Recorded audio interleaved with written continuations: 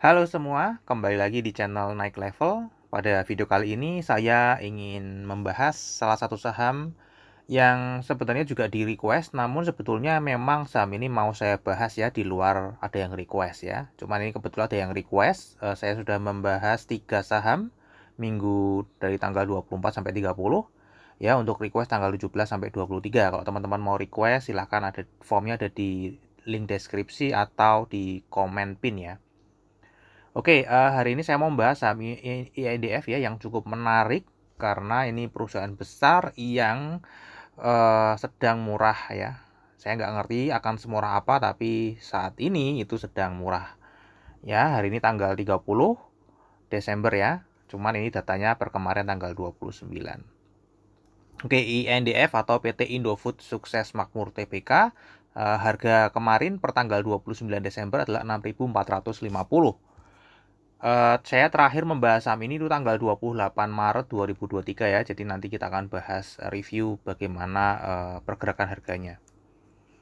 Nah, seperti biasa saya tetap akan membahas ini meskipun saya sudah pernah membahas, saya akan ulangi lagi ya. Barangkali ada teman-teman yang baru pertama kali nonton video atau memang belum pernah kenal dengan INDF ini ya. Kita akan bahas dari kinerja harga saham sejak IPO, kemudian 10 tahun terakhir. Kemudian dari fundamental kita akan cek ini perusahaan apa. Nanti akan saya update terus ya, karena kadang-kadang ada perubahan bisnis, ada jual beli bisnis ya, akan berubah. Jadi saya akan update terus. Kemudian kinerja perusahaannya secara umum, valuasi sahamnya seperti apa, dividennya seperti apa, kesehatan finansialnya terutama juga. Seasonality ya, biasanya saham ini naik di bulan apa saja selama 10 tahun terakhir. Secara bandarmologi nanti kita cek ya. Peta kepemilikan sahamnya, peran investor asing di saham ini, kepemilikan retailnya seperti apa, kemudian perpindahan struktur saham 1 tahun terakhir, pola saham month to date. Dan technical nanti kita akan review pola technical yang saya sudah update di video sebelumnya. Kemudian nanti saya akan bahas kira-kira nanti di tahun 2024 atau setelah ini itu harga sahamnya akan kemana. Oke, sekarang kita akan mulai dari IPO ya. Jadi ini IPO sudah cukup lama, tahun 94 dengan IPO price-nya 6.200. Pernah stock split 2 kali ya, tahun 96 1 banding 2 dan tahun 2000 1 banding 5. Sehingga harga saat ini itu 6450, kalau dibandingkan dengan harga IPO-nya itu sudah 1040%. Ya, jadi ini termasuk salah satu perusahaan yang bertumbuh sejak IPO. Untuk harganya 10 tahun terakhir ini nggak kemana-mana teman-teman ya. Pasti ya 10 tahun terakhir ini nggak bergerak kemana-mana, masih di 6450. Kemudian kalau kita lihat ya jangka panjang ini justru malah minus ya. Dari 5 tahun, 3 tahun, 1 tahun, 6 bulan. Ya, dan sebulan, 3 bulan ini ya nggak, cenderung nggak kemana-mana harganya teman-teman ya. Jadi cenderung jangka panjang nggak kemana-mana lah ya. Ini turunnya juga nggak terlalu dalam. Untuk tahun 2023 sendiri sudah turun 4,09%. Harga tertingginya setahun terakhir pernah di 7.550 dan terendahnya di 6.050.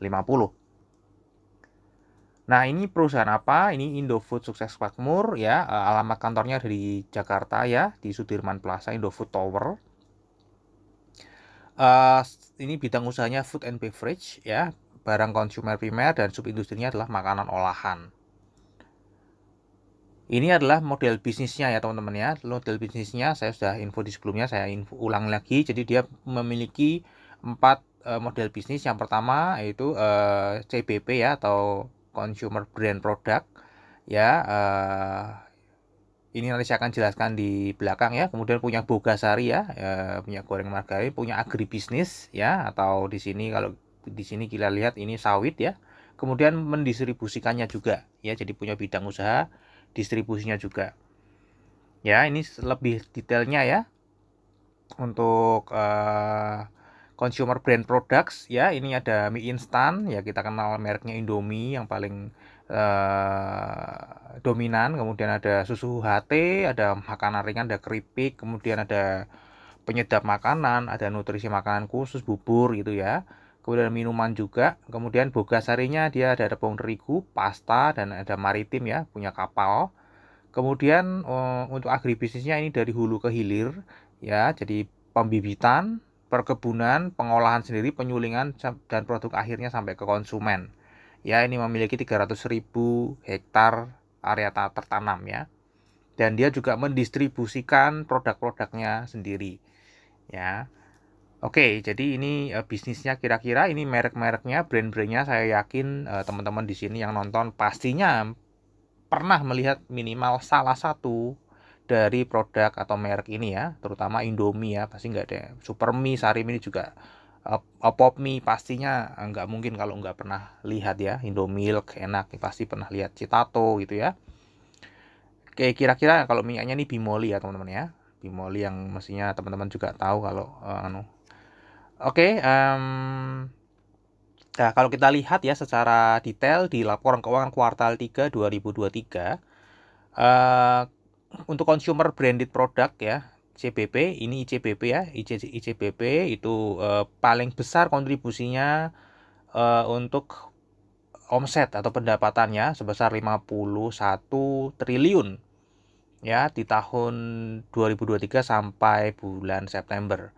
Yang terbesar kedua ada di Bogasari itu 23,2 triliun. Kemudian agribisnisnya 11,8 triliun dan untuk distribusinya 5,3 triliun. Ya.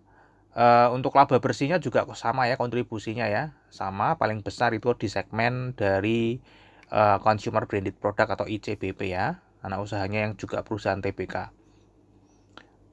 Oke, kemudian untuk struktur dari penjualannya sendiri ini pihak ketiga mendominasi ya. Jadi untuk pihak berelasi ini tidak terlalu besar. Jadi sebenarnya ini bagus ya. Memang usahanya ini untuk pihak ketiga atau bukan untuk apa? Untuk pihak berelasi atau jaringannya sendiri gitu ya. Bukan perusahaan internal tapi memang memberikan manfaat untuk publik kira-kira seperti itulah ya. Untuk berelasinya tidak sampai 10% ya. Nah, sekarang kita cek kinerjanya teman-teman ya. Kalau kita lihat ini perusahaan besar, mereknya juga banyak yang menjadi market leader. Pendapatannya naik terus ya, nggak pernah turun, naik terus. Kemudian labanya juga sama, laba kotornya. Laba usahanya juga ini terakhir-terakhir naik tinggi sekali. Ya, dan laba bersihnya ini naik. Kemudian namun 2022 memang turun sedikit karena kalau nggak salah karena beban hutangnya atau bunganya cukup tinggi ya. Namun secara overall masih meningkat dibanding tahun lalu ya. Nah, ini adalah estimasi pendapatan di tahun 2023 di mana kemungkinan akan naik lagi ya teman-teman ya. Jadi ini juga grafiknya oke, secara consumer ini bagus pertumbuhannya 111 triliun ya, estimasi 2023 annualized. Untuk struktur pendapatannya kalau kita cek ini juga sebenarnya menarik ya. Kenapa? Laba kotornya ini kalau kita lihat teman-teman ya dari 2013 sampai 9 bulan pertama 2023 ini menaik signifikan ya. Naik ke 31 ya. Jadi sejak 2019 ini kalau nggak salah ini akuisisi Pine Hill kalau nggak salah ya. Saya lupa ya tahunnya ya. Ini akuisisi dia mulai jual produknya di luar negeri ya secara besar-besaran ya. Laba kotornya meningkat ya. Laba usahanya ini juga meningkat ya signifikan dari 2013. Jadi dan laba bersihnya pun naik 2 kali lipat ya. Di 9 bulan pertama 2023 ini ya, laba bersihnya naik 2 kali lipat. Jadi tadi dari sisi pendapatan secara jangka panjang ini naik terus menerus, kemudian kita lihat secara struktur dari pendapatannya juga membaik. Artinya kedua-duanya membaik ya, baik dari sisi pendapatan maupun secara strukturnya, efisiensinya perusahaan bagus. Nah, untuk di tahun ini sendiri ya, untuk 9 bulan pertama ini juga menaik 3,8%. Laba kotornya juga naik ya, kalau kita lihat beban pokok penjualannya naik, namun tidak setinggi pendapatannya. Jadi ini ada efisiensi di sini. Beban usahanya juga naik. Ya, untuk laba bersihnya ini naiknya cukup signifikan ya, 46,7%. Ya. Oke, valuasi sahamnya seperti apa kalau kita lihat ya. Ini sedang murah-murahnya teman-teman ya. Jadi garis merah ini adalah valuasi atau PBV saat ini di mana ini adalah terendah selama 10 tahun terakhir. Ya, di mana rata-ratanya ada di garis hijau ini yaitu 1,84 ya. Bahkan di tutup tahun 2022 itu masih lebih tinggi dibandingkan saat ini ya. Dan kalau kita lihat PBV-nya 0,97 artinya secara book value saham ini terdiskon 3% ya. kapan lagi ya kita bisa membeli perusahaan sebesar Indofood dan profitable, kemudian juga naik terus dengan harga diskon di book value ya 3%. Ya, cuman kali ini di tahun 2023 aja nih. Nggak tahu tahun depan apakah masih dikasih kesempatan yang sama. Kemudian untuk secara pair juga ini masih terendah ya, 6 pairnya dibandingkan rata-ratanya yang di 14,2, jauh sekali gapnya ya dari rata-rata.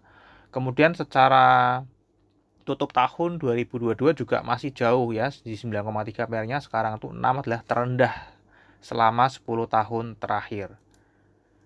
Dan ini lebih bagus lagi secara earning yield ya, pada saat ini tutup tahun 2023 ya, karena sudah selesai, itu earning yield ditutup termurah selama 10 tahun terakhir juga. Jadi secara book value termurah, secara pair termurah, dan earning yield ini pertama kalinya ya perusahaan sekelas INDF memberikan earning yield di atas 15% atau sekarang tadi 16,7% teman-teman ya. Jadi ini tertinggi selama 10 tahun terakhir ya. Saya nggak cek sebelum-sebelumnya, saya yakin sih mestinya nggak pernah ya perusahaan sebesar Indofood ini memberikan earning yield bagi pemegang saham barunya itu di angka 16,7%. Nah, berapa harga wajarnya berdasarkan earning yield ya? Kalau kita lihat book value-nya 6.649, harga wajarnya itu ada di PBV 1,08 sampai 1,62 ya, atau di harga 7.168 sampai 10.752. Harga saat ini 6.450 itu terdiskon 10 sampai 40%. Ya, jadi dari segi earning yield ini terdiskon 10 sampai 40% dari harga wajarnya, tadi secara book value terdiskon 3%. Ya, dan nanti kita lihat ya apakah perusahaannya ada masalah. Secara dividen sejak 2021 ya ini strict ya, nggak pernah bolong dalam membagikan dividen, dan kalau kita lihat imbal hasilnya juga lumayan teman-teman ya, lumayan. Terakhir-terakhir juga menyentuh 4%, bahkan pernah 5% ya.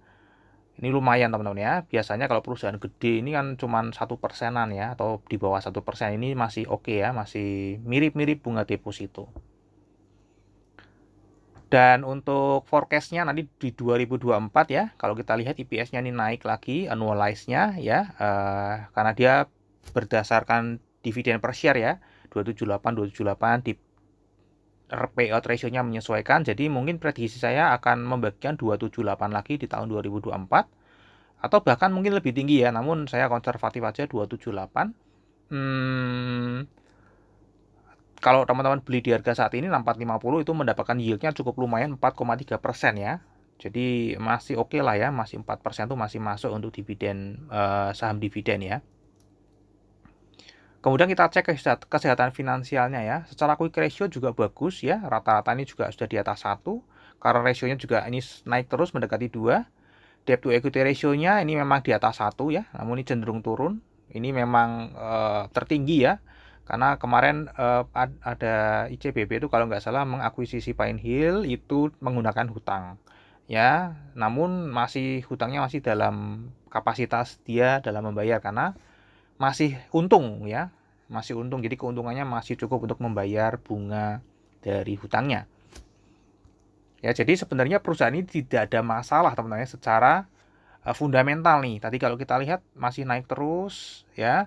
Kinerjanya, valuasinya masih oke, dividen juga rutin bagi dividen dengan yieldnya yang cukup lumayan, dan kesehatan finansial juga tidak ada masalah. Ya, jadi sebenarnya ini mungkin memang salah harga aja di market ya. Oke, kita cek untuk seasonality ya, 10 tahun terakhir. Secara seasonality memang ini tidak cukup menarik ya, karena naiknya hanya di bulan Desember, dan itu pun Desember ini ditutup hanya naik 0,39%, dan tahun ini ditutup minus 4,09%. Nah, kita nggak ngerti nanti apakah di tahun 2024 akan ada kejutan di saham INDF ini ya. Kemudian kita cek dari bandarmologinya, untuk kepemilikannya ini masih belum banyak perubahan ya, masih dimiliki oleh First Pacific Investment ya, 50,7%. Ini ada Anatoly Salim, ini bosnya Indofood ya.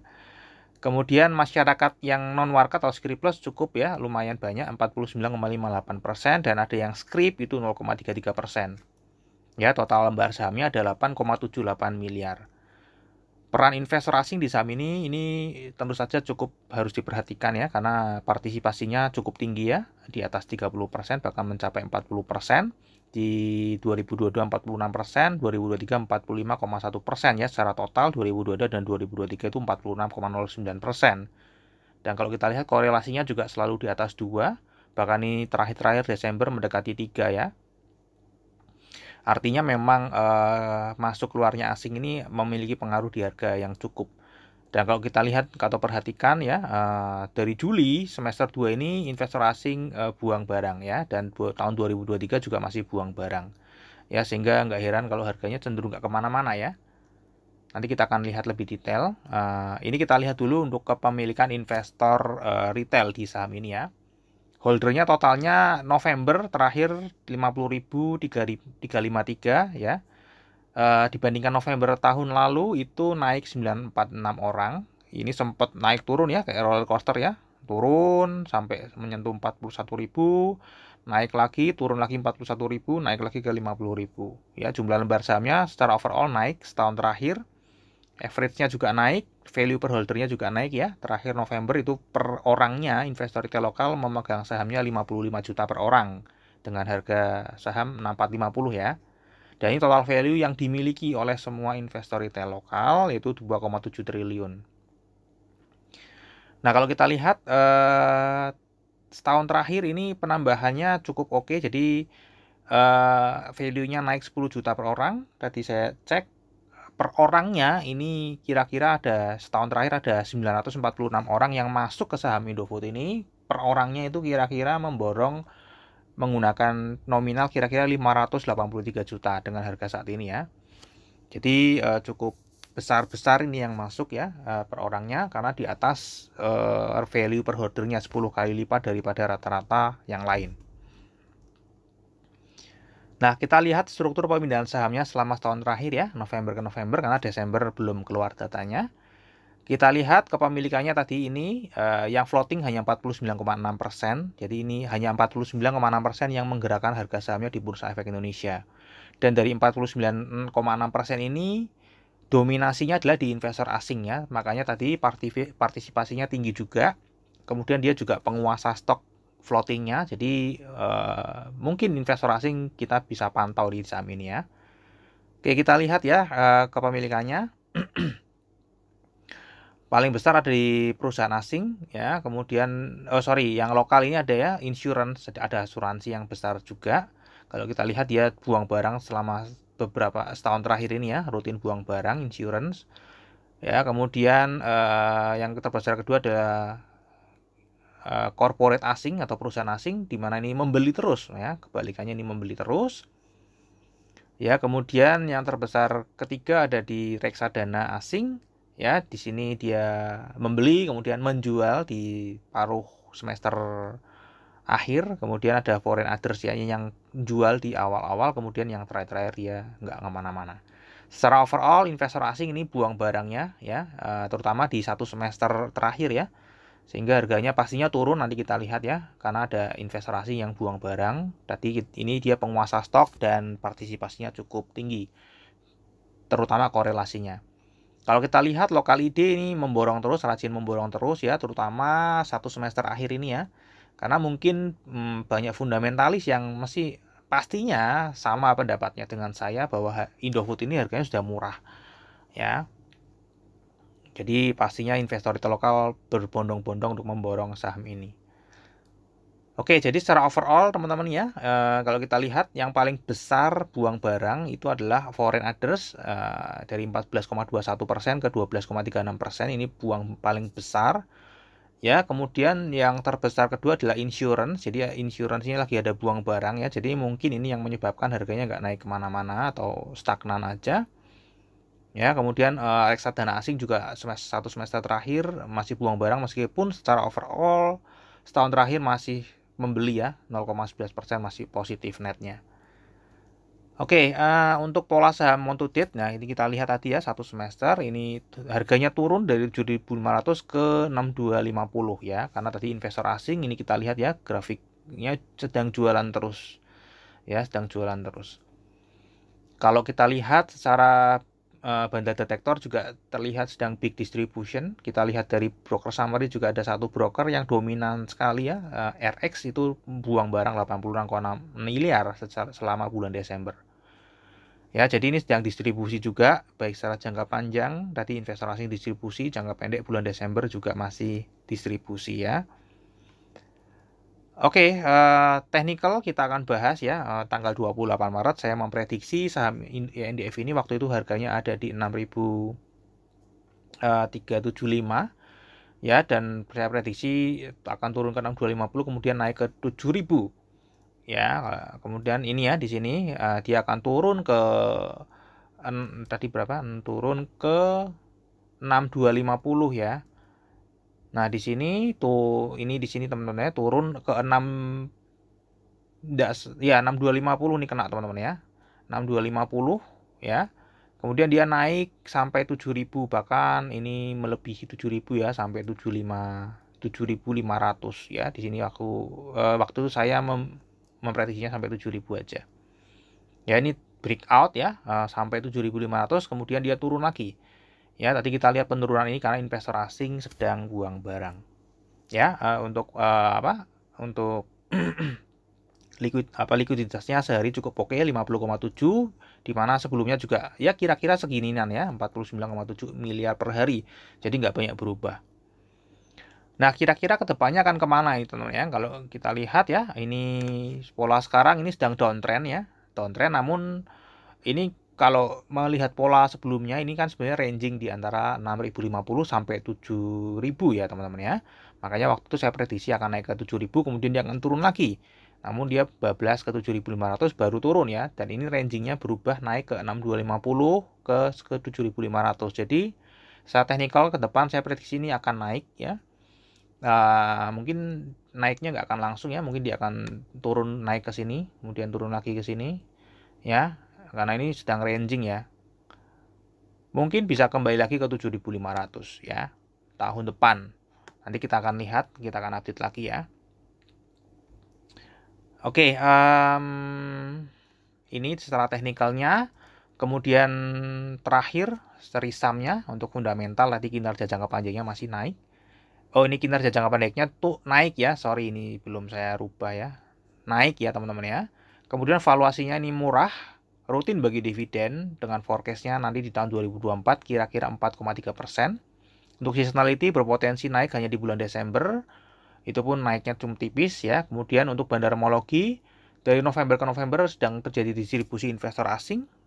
Desember closing ini juga sedang terlihat distribusi investor asing dan secara teknikal ini masih ranging, tapi saya naikkan yang darinya di video sebelumnya 6.050 ke 7.000, ini 6.050 ke 7.500. Jadi kemungkinan ya secara teknikal ini adalah area buy ya teman-teman ya. Dan tadi secara fundamental ini juga valuasinya termurah. Meskipun secara seasonality tidak menguntungkan ya untuk kita beli, dan secara bandarmologi juga tidak menguntungkan ya. Jadi yang menguntungkan adalah dari sisi fundamental dan sisi teknikal ya. Jadi fundamentalnya murah, teknikalnya di area buy ya. Cuman ini sedang ada distribusi. Masih ada kemungkinan harganya turun lebih dalam lagi kalau memang ngebet ya. Namun rasanya sulit ya karena investor retail lokal sudah berbondong-bondong beli di harga saat ini ya. Artinya supportnya sudah kuat ya demand-nya. Namun nggak tahu nanti kalau misalnya tiba-tiba investor asing ngebet jual barangnya, buru-buru jual barangnya, harganya bisa turun lagi tembus di bawah 6.050. Ya, oke. Terakhir disclaimer teman-teman ya. Jadi analisa yang saya bagikan di YouTube ini adalah analisa saya pribadi yang tentu saja juga bisa salah.